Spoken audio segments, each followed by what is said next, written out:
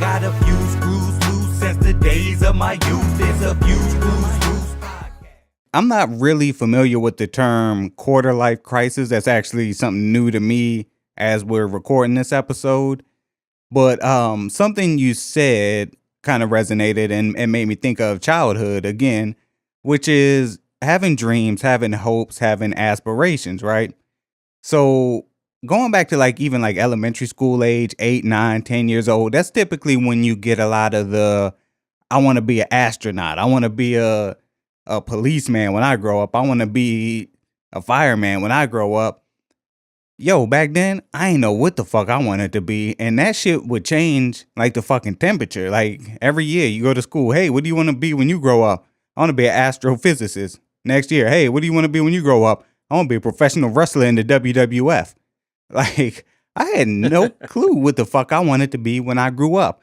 I did kind of know I wanted to work with cars and technology because, I mean, that's essentially what both of my parents did. One auto mechanic, the other worked in IT. So that's where I kind of ended up. But yo, I had no direction, no clue.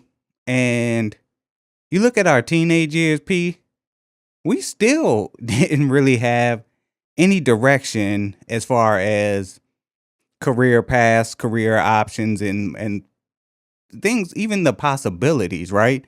We were kind of pushed through school. We like, well, that for the short time I did attend school, our guidance counselors didn't guide or counsel us. Uh, yo, we just didn't have any fucking direction, man. Like we didn't even know college was an option going back to like middle school. Like, yo, that shit was fucking weird, man. So I say all that to say, yo, I didn't start having dreams and aspirations until I was about 19, 20 years old. And that's kind of crazy, man. I think that's unusual because usually I want to say people kind of have at least somewhat of an idea prior to that. How about yourself? Well, I would think it's only unusual to certain demographics. I think most people in our demographic, in our environment, the people we were associated with, it's not uncommon for not really know what you want to do when you grow up. I mean, I'm not going to front. I wasn't thinking about what I was going to do when I grew up because frankly, I didn't know and I didn't care. My everyone asked me what my plan was when I finished high school. It was I'm not going to be poor. And I mean, I guess I did good in that respect.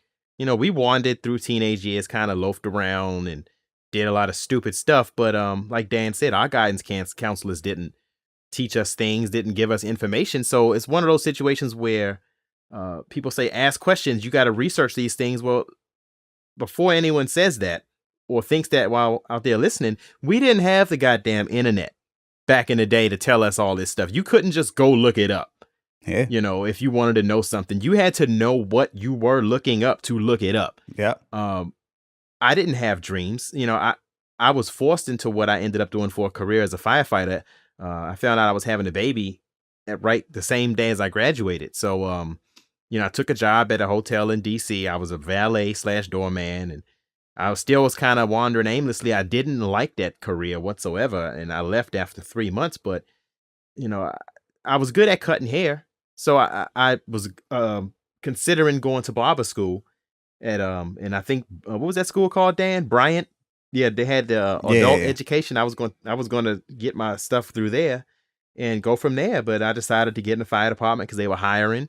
I got in, had a lot of issues there, but Dan, it's just I'm like you. I didn't have dreams. I didn't know what to do or what was out there for me, and I didn't understand or learn about opportunities that I had at my disposal until I was in the fire department for a few years and I felt stuck. I didn't know anything about ROTC in college to be a military officer. I didn't know anything about all of these different scholarships and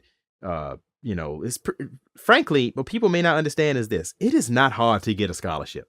It is actually fucking easy as shit if you even remotely try. Yeah. But we didn't know that.